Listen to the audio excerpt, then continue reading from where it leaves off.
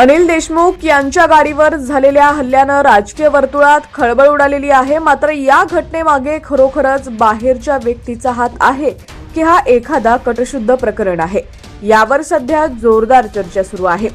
हल्ल्यात गाडीवर टाकलेला दगड हा लहान नसून मोठा गोटा असल्याचं समोर आलंय।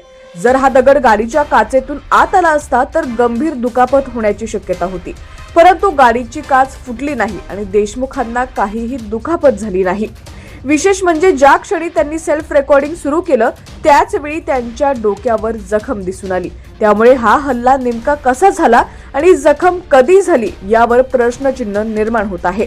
दुसरीकडे हल्ल्याच्या वेळी मागच्या गाड्यांमध्ये असलेल्या व्यक्तींनी हल्लेखोरांना का अडवलं नाही याचाही तपास सुरू आहे। गाडीच्या साइड ग्लासमध्ये फोटो काढणारा दिसत असल्याचा दावा काही लोकांनी केलाय। यामुळे हल्ला हा अचानक झाला की पूर्वनियोजित हा संशोधनाचा मुद्दा बनलाय।